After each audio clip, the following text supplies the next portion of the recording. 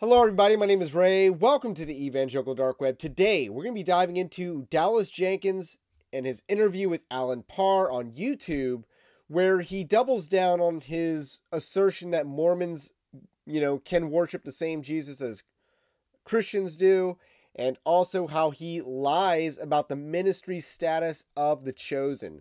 So we're going to talk about this, but first I want to let you know, Evangelical Dark Web is a Christian news gathering and commentary ministry. You can support us over at evangelicaldarkweb.org/join. That's our Patreon-like system, but the least you can do is like this video, subscribe to the channel, to the podcast if you are new. Now, Evangelical Dark Web has definitely been one of the leading voices against the chosen. We have sort of a crusade against the chosen, and rightfully so. This show is basically the Shack of this decade. It is basically like the Shack, but slightly better. It's not as obviously heretical as the Shack, but it's still an unfaithful adaptation of Scripture. It just casually contradicts Scripture where possible. And it's also worth noting that it's not a good television show. As far as like good television shows, it doesn't even match up with an average television show. The production value, the acting, and the writing just do not match up. I don't like watching people do bad Mexican accents in order to act as first century Galileans. So, with that said, we're going to dive into this interview. Alan Parr, we're going to start. We're going to watch two clips, two sections of this interview. We're going to watch them in reverse chronological order, but there's a reason for that. One is the Mormon question, so we're going to cover that first. It has some context that I want to set up for the next section, which is the ministry section. So here we go. Just criticism that people have had, and it's just, your relationship with the Mormon community. And talk to us a little bit about, obviously, your relationship with, and I don't know how much you're at liberty to talk about this at this point, but your relationship with Angel Studios. It's my understanding that Angel Studios is owned by two Mormon men, or at least by a couple of Mormons. And what role did they play? Was it a partnership that you all had? Was it, what type of arrangement did you all have? And then I believe you've broken away, or you're not affiliated with them anymore. Kind of what, if anything, kind of happened to kind of happen. Yeah.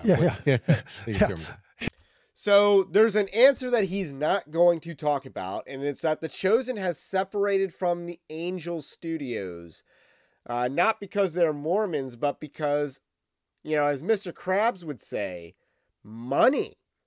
So the Chosen has a nonprofit foundation that it's set up, which basically was a funding apparatus for season 4, called the Come and See Foundation. So this is a nonprofit 501c3 that is set up to fund the marketing and production of the Chosen. Now, again, if you know anything about film, what are the two biggest costs on any project? The production and then the marketing. Sometimes we're seeing in films nowadays that the marketing can actually exceed the production budget on some projects. So that's a pretty big deal, pretty big detail for him to leave out.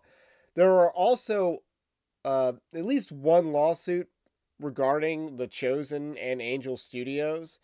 I believe, I think one of them has to do with poaching a former employee, and Angel Studios is suing that employee for leaving them or whatever, breach of contract or something. So there's a lawsuit or two surrounding the Chosen, and I believe that's also why he's not at liberty to discuss. And I believe Alan Parr knows this, and that's why he doesn't even, I don't want to say wisely, because I don't really think it's a wisdom question, but he shrewdly avoids bringing up any lawsuits. Yeah, I love how when some of these topics come up, it's like, how do I word this properly? It's how do we be delicate and nuanced? Yes, well, it's funny. This is one of the things that connected you and me, was because when I saw your video about the Chosen, which I appreciated, I actually reached out through a mutual friend and said, hey, there's something you said on the video that I do want to clarify. And you appreciated that, and we had a good conversation about it, which is you were thinking and you opined that one of the reasons why maybe I was careful with how I talked about these issues, because I didn't want to turn off LDS audiences. And I said, hey, I just want to let you know, I don't ever make decisions based on trying to avoid criticism or avoid controversy, or, to try. I don't try to avoid turning people off on matters of importance. And you're like, oh, appreciate hearing that, appreciating that clearly. Let's talk about it. You know, Yeah. so that's what I love that. So a couple of things. So the angels. I just got to say here, I don't believe that for a second. I think he's lying about that. And, you know, I've watched enough of The Chosen to see that they definitely do some things that cater to some audiences. But he's going to make the claim that, you know, The Chosen's an evangelical show, but it's really a mega church show. It's really seeker friendly, Bill Hybels, Life.Church level of theology here. It's not really evangelicalism, and it doesn't hold a candle to the reformers. Studios of it all. They were a huge part of the launching of this show. They were the ones who saw my short film and who had the idea for crowdfunding and who hosted the website and the app that launched this show. And the show wouldn't have existed if it wasn't for their initial support. So we're no longer partnered with them. They were a distribution partner. That's no longer the case. They're a licensee now. Yeah, I'm not at liberty to talk about all the reasons why. It has nothing to do with the LDS thing. I have LDS folks in my organization still. So I have no problem working with anyone who is going. Again, it's the lawsuits. To work hard to get this show out to the world. They have zero input or influence on the content of the show. I make it very clear it's an evangelical show. Or my LDS friends and coworkers are the first ones to say, we don't have any influence on the show, and partly we don't want to because we don't want anyone to think. They understand the controversy of it. And they go, we don't want anyone to think that there's some sort of influence in this. And we use the set in Goshen, Utah. There's an extraordinary Jerusalem recreation that we use for at least a third of our filming that's owned by the LDS Church. They've been extraordinary partners, but they will tell you, and we will tell you, the LDS Church is not an official endorser of The Chosen. We're not partnered formally. They're a church. They have no. It wouldn't be good. It wouldn't be a wise decision for them to be signed on to formally or some official partnership with a TV show, and vice versa. So the LDS issue is just something that it got some controversy because several years ago on a YouTube interview, I made the comment that I was referring to a few of my LDS friends, and I said, I'm not speaking for the LDS Church. I'm not talking about their formal doctrine or anything like that. I'm talking about some of these LDS friends that I have do love the same Jesus that I do. Now, we may have some disagreements about some aspects of it, but some of these brothers that I know that I have had deep, intense, dozens of hours of conversations with might not actually sign on to, or might have a different viewpoint than what the official church doctrine is. Or the official church doctrine, much like the evangelical world, has different sects and different denominations within it. And so I think it's dangerous to speak for any one particular group. I know you don't love it when you see some video about, oh, evangelicals believe this. You're like, well, not all evangelicals believe that. So there are some things about, so anyway, I made that comment and it's been taken out of context to present the position that I think the entire LDS Church believes the same thing that I as an evangelical do, or loves the same Jesus I do. And I don't hold to that belief, but I do know that there's nuance within all people groups and within all denominations. So let's call him out there, because again, this guy's a liar, and let's really see if he was really taken out of context during that interview that he gave on a Mormon podcast. So here is Protestia. They posted this video. So this is from them. Logical differences, but we love the same Jesus. As you know full well, in the evangelical community, I'm not necessarily proud to say Latter-day Saints don't have the best reputation. Got a bit of a bad rap, to put it mildly. Yes, and I grew up having certain beliefs about the Mormon or LDS community, whatever. I know you guys the terms change a lot, or have changed recently. So forgive me You're fine if I don't use the proper terminology all the time, but. I just want to make clear that I'm gonna dead name them as Mormons. I don't care what they want to call themselves. Just gonna say. But you notice what he's doing is that he is apologizing for how evangelicals have viewed the Mormons, which includes, as we alluded to on a recent live stream here on Evangelical Dark Web, that they were driven out of New York and then Missouri, by the Christian governance there. So you love to see that, actually, unironically. And that is why they settled in Utah. So just to be clear, evangelical Christians, Protestant Christians, there's a reason why we do not like Mormons, and it's not because of a minor theological difference. It's because their backstory, the backstory of Mormonism, is pretty much the same backstory as Islam, except Islam is actually more monotheistic. They only tweak one thing, or they tweak one premise in the Bible, and that's Israel, Ishmael, and Jacob, Ishmael and Isaac, and stuff like that. So they, basically say that Arabs are the chosen people. Mormonism kind of takes that to a more American context. But if you look at an angel appearing and giving a false gospel, that is the story. That is the backstory of Islam. That is the backstory of Joseph Smith. So that is what's going on here, and he's trying to downplay these very significant differences. One of the most interesting things about this whole project has been my relationship with different denominational or faith traditions that I didn't have before. I've learned so much more about the LDS community than I thought I knew. And what's funny about the LDS folks is you guys seem to be, even though you're the most controversial, you seem to be the least confrontational. It's just like, hey, we all love Jesus. Let's just, I just want to let you know we love the show. And when people start going, hey, you're a Mormon, you're going to hell, you just like, hey, whatever. It's like it kind of seems to roll off your back. Maybe it's because you're used to being on the outside sometimes about it. So even if I had significant disagreements with the LDS community, which I've learned I have fewer than I thought. It's probably because Mormons are nice people, but they can't defend their beliefs at all. Like that's pretty much it. They can't defend their beliefs. But they're nice people. I did. But even with that, I was okay. I was comfortable with that because as long as they're treating the show properly, that's all that matters. So it's been, I can honestly say it's been one of the top 3 most fascinating and beautiful things about this project has been my growing brother and sisterhood with people of the LDS community that I never would have known otherwise, and learning so much about your faith tradition, and realizing, gosh, for all the stuff that maybe we don't see eye to eye on, that all happened. That's all based on stuff that happened after Jesus was here.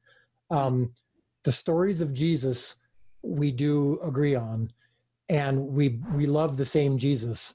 That's not something that you often hear. Sometimes it's like, oh, they believe in a different Jesus than we do. Statement. So just to recap, he is on a Mormon podcast. He's not really putting a limiting factor here on, he's just talking about his friends. He's making a pretty broad statement about Mormons loving the same Jesus as Christians. This wasn't taken out of context. Yeah, no, it's the same. I mean, I'll sink or swim on that statement, and it's controversial, and I don't mind getting criticized at all for the show, and I don't mind being called a blasphemer.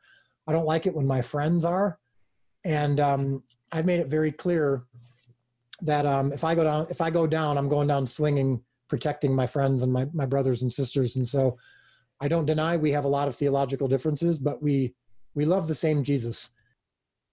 Nomination.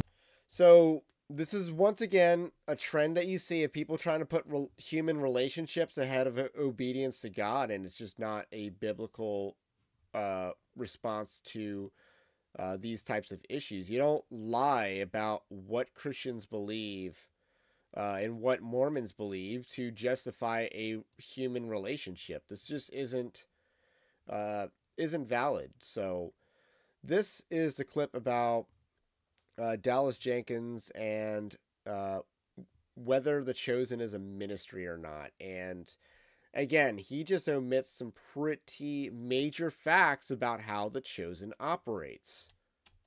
So one guy made a response video, and one of the things that they were saying was, hey, how can Dallas Jenkins make the claim that this is not a ministry, that this is a for-profit entity, when, you know, everything that we can look at from our lens is that this is a ministry. I mean, you're creating Christian work, and you're hoping that it will be a discipleship tool. You're hoping that it will be an evangelistic tool, and everything from your side seems to be, hey, I want this to bring people closer to Christ one way or another. But then, you know, on the other side, you're saying. So I wonder if he's referencing some of my work. I kind of doubt it, because he framed it in a much more optimistic way. But we have, and I've done videos and articles where I revealed the sermons outlines, the sermon prep that The Chosen offers. And it's pretty bad at best. Like, if I went to a church that gave that sermon for the first, you know, I'm visiting this church, I'm church shopping or whatever, and that was the sermon that they preached, even the best of the 6 sermons that I saw, I'm not going back, because that was crap. But so it was seeker friendly, a little bit prosperity gospel as well. It was bad, and this was material put out by The Chosen. And I did a video on that. So, yes, The Chosen is definitely a ministry. Saying, well, this is not a ministry, which then would allow you to hire people of different backgrounds, maybe different faith backgrounds, clearly with the pride flag, which we'll touch on in just a moment, you know, maybe even people from different, you know, sexual preferences and things of that nature, if they're good at their work. So what would you say to people who say, hey, you know, how can you say this isn't a ministry? It can almost sound like a cop-out, like I'm doing ministry, but until I get criticized, then I go, oh, it's not a ministry. I can do what I want. Yeah. So that's exactly what it is. And he's using employment, you know, he's using the fact that he hires non-Christians as his cudgel to say it's not a ministry. That's his argument right here. And it was alluded to by Alan Parr, and now he's going to give his argument. I have a personal mission. My wife and I have a personal mission. We always want to bring people closer to Jesus. Now, the work of conversion is God's work, the Holy Spirit's work. It's not our work, but we are hoping to introduce people to an authentic Jesus. We're hoping to remove veils, hurdles, and walls that have been put up, and we want people to come closer to Christ, for sure. That is our personal ministry. That said, I have a cast and crew of over 200 people when we're filming the show. On our company, the Chosen, the year-round organization, over 65 full-time employees. I'm not forcing them, and I'm not forcing our organization to be to have the same exact mission and that I do. So when I'm hiring cast and crew, who many of whom are not believers, in the same way that if a church is hiring a construction company to build an addition to their building, they're not saying, in order to build this addition on our building, you must become a member of our church, you must sign on to a statement of faith, and you must share our theology. They go, we want the best people to build this church. What happens in... So it's an interesting analogy that he brings up, but it also undermines his point, because a church is a ministry, right? So them hiring a contract, them contracting labor to build it, you know, and do a project, you know, renovations on a building, is actually exactly like The Chosen contracting out people to do the casting and to do the filming, to do the acting. These are contracts. How many of these people are, you know, full-time employees of The Chosen versus how many of them are contractors? You know, how many of them have done a W-2? And how many are just 1099? So he's so bad at this. The church hires out people to do renovations on their building. That's a contractor. So yes, they're not really part of the church's ministry. They're being hired by the church to do a job. Same thing goes here with The Chosen. Except The Chosen doesn't really have, they're not really competent in their non-disparagement clauses, where the actors were attacking the fans over the gay flag issue. So they're not very competent in enforcing non-disparagement clauses.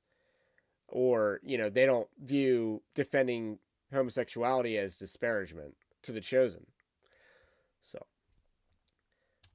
inside the church, what happens from the pulpit? Yes, we have a ministry, but the construction of this building. I mean, even talk about like the printing of the Bible. People who deliver the Bible in a FedEx truck. Like we don't demand that they sign on to this theology or this mission.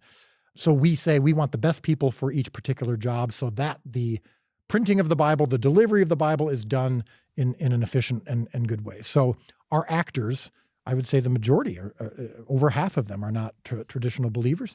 Some of them have become so from working on the show. Okay, which actors of The Chosen are, you know, Christians? Which ones? Because it's not Jonathan Rumi. Again, he's gay affirming, and he's apparently also into necromancy and, you know, grave soaking and that type of nonsense. So Jonathan Rumi, no, I wouldn't consider him a Christian at all. He's just a very one-dimensional actor. I mean, he seems like a decent actor for his one dimension, as Jesus Revolution showcased. But nonetheless, it's really him that you're seeing on The Chosen. It's not really Jesus that you're seeing. It's him. It's his mannerisms. So he's not a believer. But who on The Chosen is? You know, the whole gay flag controversy revealed that, yeah, are any of these people actually Christians? Are there any Christians working on The Chosen? Same with our crew. So my point in saying that is, as an organization, as a production entity, we are not a ministry. So my personal ministry is one that cast and crew, when they sign on to the show, they know what I'm doing, and they're excited to be part of the show. And they sign on knowing that my portrayal of this character or my work that I do on this production is going to be contributing to what Dallas is doing. But I'm not going to require them to have the exact same motive that I do. The majority of them, this is their job.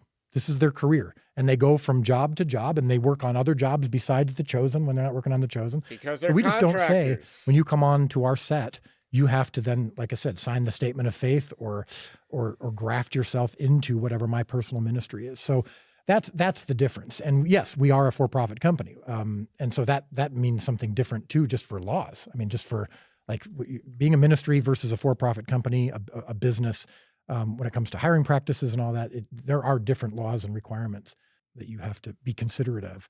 But we also want to be honest with people who are purchasing tickets or whatever, just going like, yeah, this is not a nonprofit.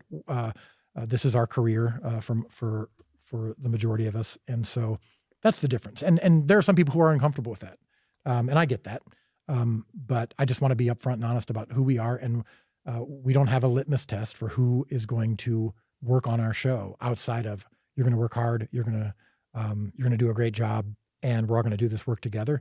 And whatever your motive is, whatever your background is not my concern, outside of a personal relationship, of course. Now, I have a personal relationship with some of the people on my cast and crew who aren't believers or who have different sexual preferences or whatever. And we Would he hire a pedophile?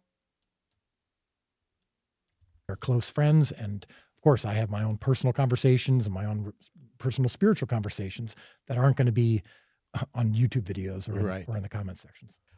All right, so that's the last clip that I wanted to share. And just to recap, and what I'm about to say is that, first of all, he's lying about how The Chosen operates, because he doesn't want to just be honest. Yes, The Chosen is a for-profit company, but then they set up a non-profit company to fund The Chosen.